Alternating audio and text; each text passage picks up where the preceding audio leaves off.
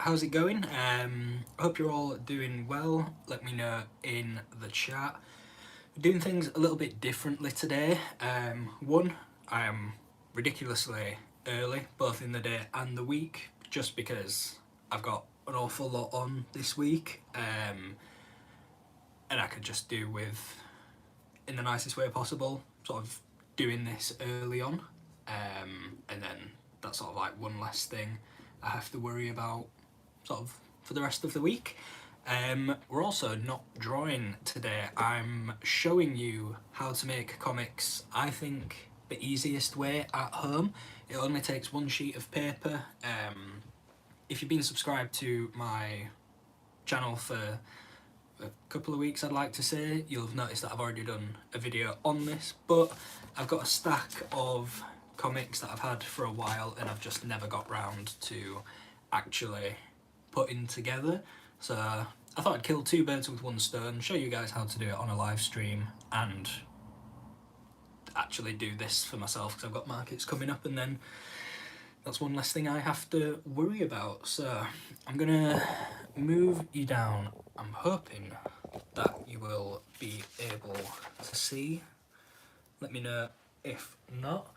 So I'll talk you through the first one. I've got a few different comics, but they're all laid out the same. So before you even get to this stage and you're writing your comic, the comic is 8 panels and you want to lay it out so that you've got the cover, and that is preceded by pages 6, 7 and 8, and then mirrored on the other side, as you can see it's upside down, is pages 2 through 5. So it looks a bit of a mess right now, but when I start folding it you'll see basically how it all comes together. So what you want to do first is fold along this centre edge here, and whilst you're doing this, just bear in mind if you can keep it as straight and as crisp as you can as you're doing it. So then once you've got this, you're folding down the middle line here. Again, just keep it as straight and as crisp as you can. It doesn't have to be perfect. And then one more time, so it becomes just one panel, and then this will be the size of the actual comic, which is A7, I believe. So it'll look like that. Then unfold it all and fold again, but across to make it A5. And then what you want to do with a pair of scissors is chop halfway into this page, not on the open side, but on the sealed side where you've just folded. So if you take a pair of scissors and cut about halfway through there, and then you can open it back up and it should look like this. So it's all folded, and then these 2 panels in the middle should have that split there. Then this is really the last step, just pinching each of these sides here, and it should just naturally pull together like that. I find it helps if you keep the cover to you, just so you can keep an eye on like that the pages are going in the right order. And then when you come to read it, it should be in order. So we've got the cover, page 2 and 3, 4 and 5, 6 and 7, and page 8. So because I sell these, or I put them in mystery bags as well. Sometimes what I like to do is get double-sided tape and just put that in the middle, just so it's a little bit neater. But if you're doing this just for fun, then I wouldn't worry about that too much. Comment from Dave. Hi, do you find that once you cut and you fold it up, the corners don't always align? Yeah, so you can see, it might be hard to tell, but you can already see there that it's not fully aligned. Hopefully you can see that. So it's off quite a bit there. like I say, if you're not selling these, I wouldn't worry about it too much. It's not going to be perfect. After all, this is like a very obviously DIY way of making comics. So unless it's being done professionally or through a third party, it's never gonna be perfect. But yeah, I'll grab one of the other ones that I made a while ago. This is probably the closest I've got to them aligning. Hopefully you can see that okay. And even then, it's not perfect. It definitely is a bit of trial and error, as with anything. But yeah, hopefully that answers your question. Like I say, when it comes to like crafting and things, I like to think I'm a bit of a perfectionist. And I've been doing this for, how long have I been doing this for? Over a year now, and it's still really difficult to get perfect, and to be honest, I don't think it ever will be unless I like meticulously do everything and measure it out sort of millimetre by millimetre. But yeah, I think if anything it might add to the charm a little bit, because like I say, these are handmade.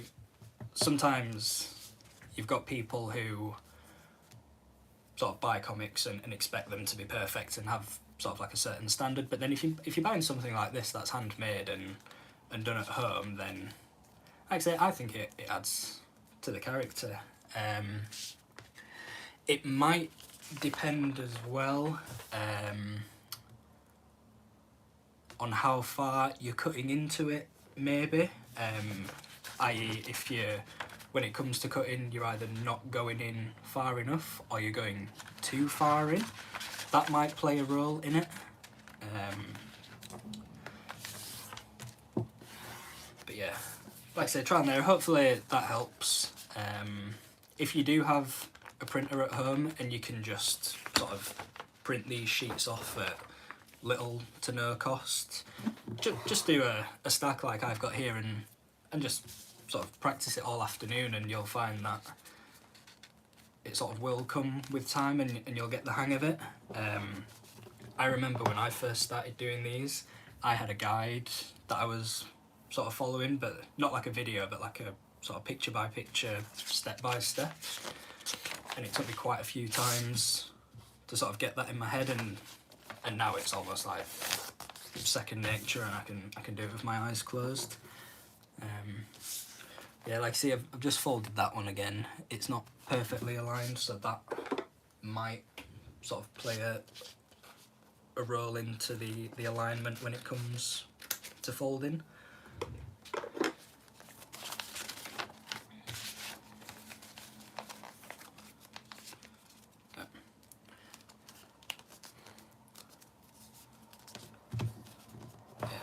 Like I say, if you are sort of doing these to sell,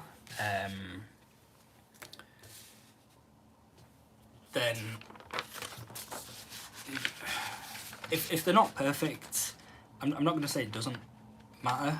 Obviously it's really difficult to get them perfect, but what I would say, if you can get them as close as, like I say, just after a bit of practice, and then when it comes to selling them, just bear in mind sort of like what you would charge for it as well.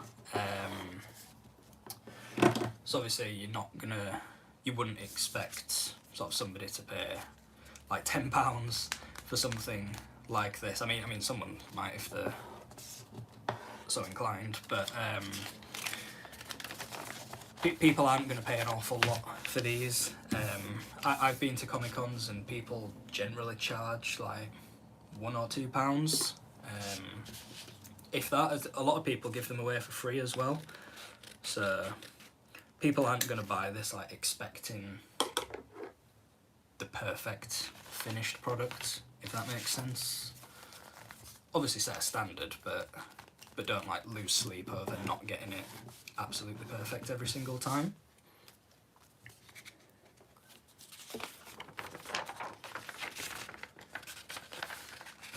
if anyone wants me to slow down and show you again, please just let me know in the chat and I will do so.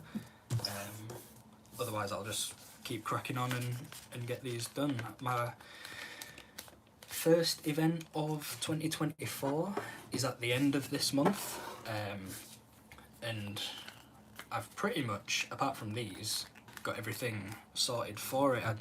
I've taken the website down, so that's inactive at the moment because I'm in the process of getting a load of new stock in for that as well, and sort of like having quite a decent relaunch and a good start to the year, even though we're almost 3 months into it already. But yeah, if you haven't seen my latest video that I posted on Sunday, you can go back and check out, and that is a little sort of sneak peek at my first official comic of the year. That was an hourly comic that I technically wrote it last year, but I never sort of got round to sort of digitising it and finishing it off. So yeah, that's exciting. I've got a copy here for anyone who wants to see. Try again tomorrow. So I wrote that the day after a comic convention last year, and it's just about sort of finding any little excuse throughout the day to basically stop myself from doing like work that needed doing.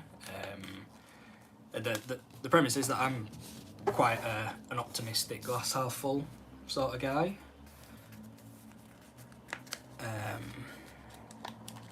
And even with that attitude, not every day is perfect, and I wanted that comic to really illustrate that, and hence the title Try Again Tomorrow. So that'll be coming out. I'm hoping to get it out and have everything ready by, well, I did say by the end of the month. I didn't even realise we were on the 27th. So probably within the next week or so, I'd like to say. What cons are you doing this year? I am doing MegaCon in Manchester in July, I think it is, last weekend in July. I've got that booked in. I've reapplied to attend Thought Bubble at the end of this year, but I think the applications have only just closed, so it might be a while before I hear back from that. I believe I'm on the list for Comic-Con Yorkshire in Harrogate. I think that's in June, May, or I'm pretty sure that's in June. In Harrogate with Monopoly events. But I think they're a little bit behind with like sort of getting the exhibitors sort of like information out, because I haven't heard anything for quite a while, but as far as I'm aware, I'm on the list for that one. And then that's really it for conventions. Everything else is art markets. So I've got a couple at the Corn Exchange in Leeds City Centre. I've got one at the end of March and one in May, I believe. Should be going back to Meanwood Market each month as well. I took February off just because I wanted a little bit of extra time to like get everything sort of ready, and I was, to be honest, quite enjoying having a little break from events because I was doing them like non-stop last year, and I forgot how nice it was to like actually stop and rest, so I just wanted to enjoy that for a little bit longer. But yeah, back at it in March. I did want to do MCM in London as well, but the May one clashes with a music festival that I'm going to, so that one was out the window. And correct me if I'm wrong, but I think they have one towards the end of the year as well. Is it like October time they do another one in London, or if they stop doing that. I might be wrong. But yeah, I'm debating that one. I would love to go, because obviously it's like the big one, if you like, for the UK at least. And I like London as a place, like it's one of my favourite places to visit, but it's awfully expensive. Like, before we even get to London, like there's obviously the attendance cost of having the table at the event, then you've got train, accommodation, food and everything else. So it's quite a big risk to take, and like it's an awful lot of money to sort of gamble on not making that back. I don't mind going to events that like I'm at risk of not making my money back, because sorry if you heard that, that was the cats just having a fight. Yeah, I don't mind going to events that I'm not confident about making my money back on, like if they're relatively local, or like if they're a market and somewhat cheap to attend, because it is just nice to get out there, and like, especially if it's a new place as well, and like meeting new people. But something like MCM and of that calibre, that really is like a lot of money to sort of risk, if you like. Obviously there's no risk, no reward without risk, so there is that argument, but yeah, I'm still debating it. I don't think they open the applications for a little while yet, so I've got time to think about it at least, and maybe establish myself a little bit more than what I already am. But yeah, that is my plans for 2024 as it stands.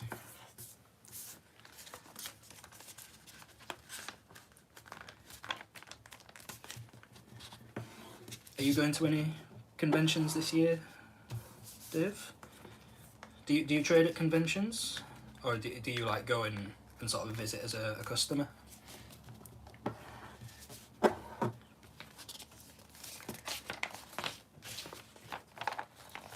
Oh, nice. What is it? Do you make comics as well?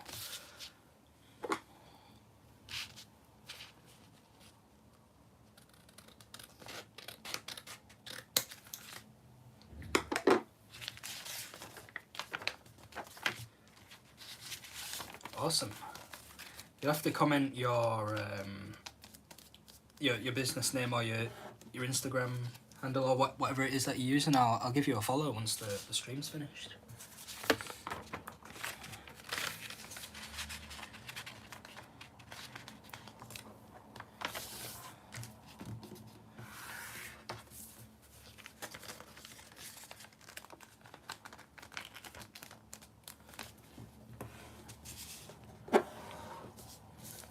What sort of comics do you make?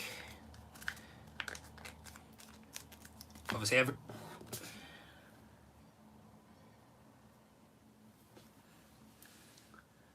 Hull Comic Con and one day at Bedford last year.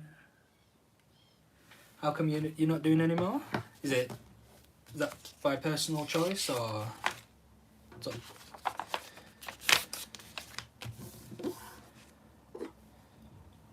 Because I know conventions can be sort of a lot to,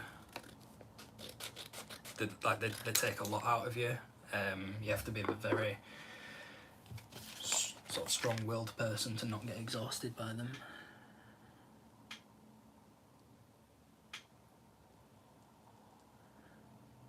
Silent sci-fi comic series, Spacecraft. Awesome. I'll check it out once the stream's finished.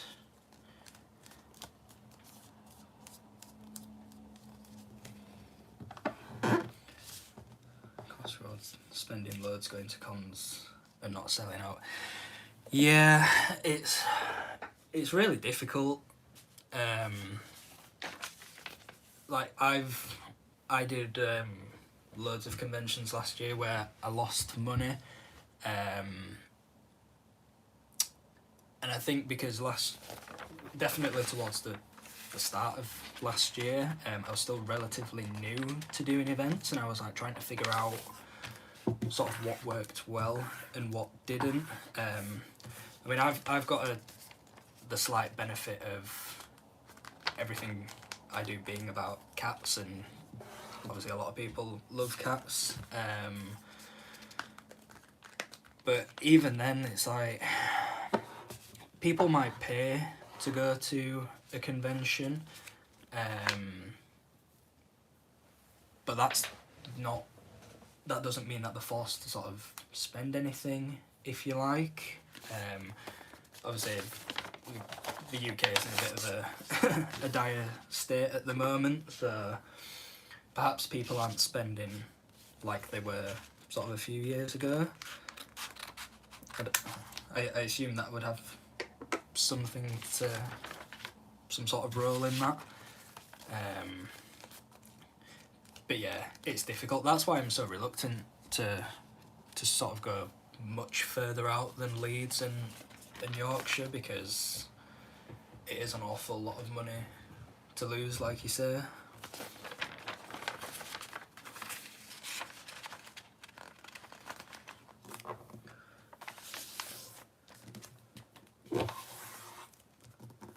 Hull Comic Con, was that the one with Unleashed Events by any chance, or was that a different organiser?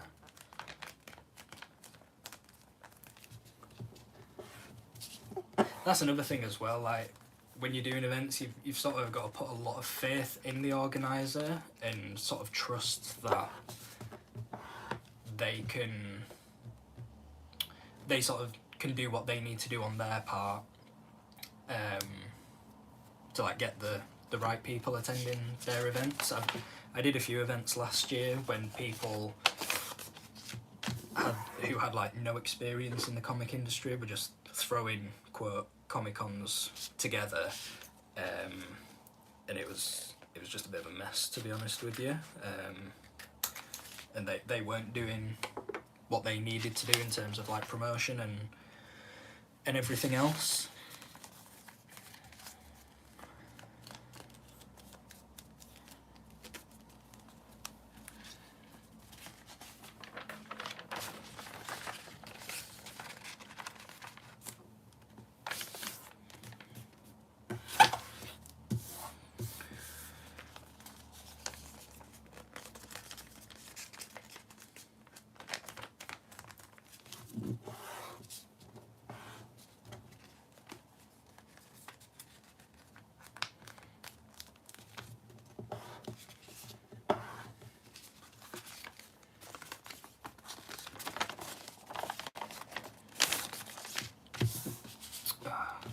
Messed that one up because I'm racing through it now. It's a bit unaligned.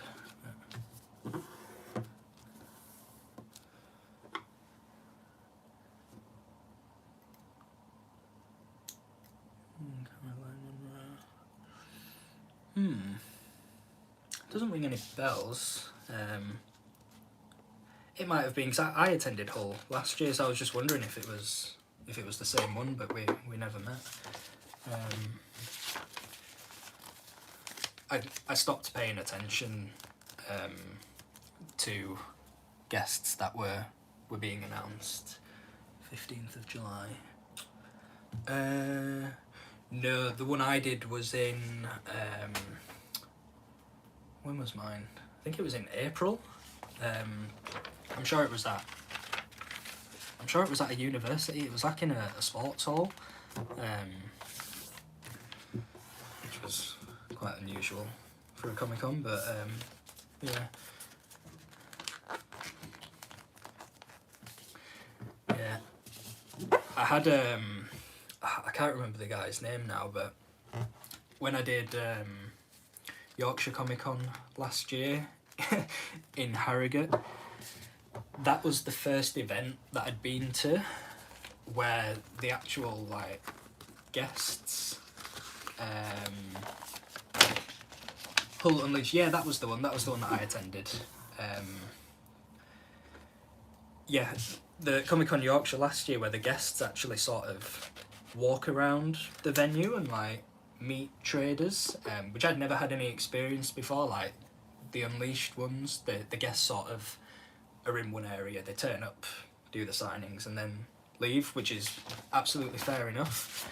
And it was, I can't remember if it was the Saturday or the Sunday, it might have been the Sunday, and we were sort of waiting to like pack up, and this guy comes over to my table. I'm sat sort of twiddling my thumbs because it's quiet and right down, and I'm sort of ready to just sort of like pack up and go.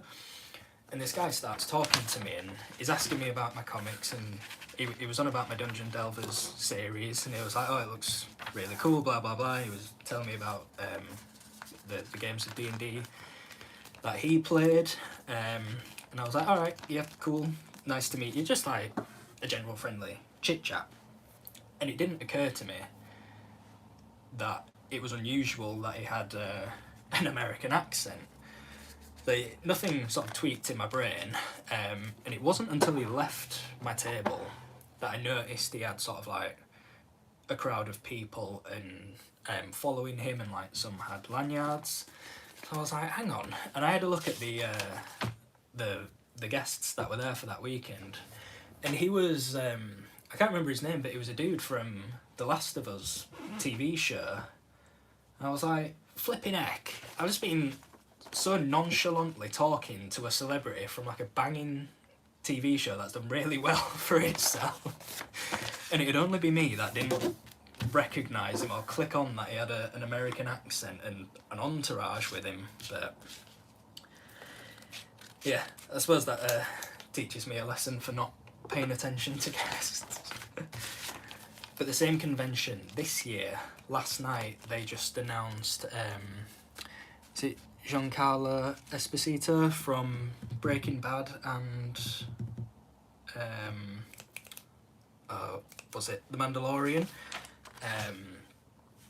So I know what he obviously looks like, but I don't know if he'd be into cat comics to like come over and talk to me. Yeah, that's what my fiance said. He probably enjoyed the fact that there was someone who didn't recognise him, and like I said, I know some people can overreact or sort of like freak out when they meet a celebrity, but yeah, just a funny story. I seem to remember it being red hot in there as well. It was at the Great Yorkshire Showground, I think it was, like some massive, basically a massive tin shed in the middle of nowhere. It was next to a very lovely sort of like farm shop cafe area, because I initially parked in there and I thought, oh, this is sort of a weird place for a Comic-Con, and then it turns out I was in the wrong place. Anyway, I digress. If you do go to Yorkshire Comic Con, just down the road, there is a very lovely farm shop. Although I didn't actually go in, and I dread to think how expensive it is. Anyway.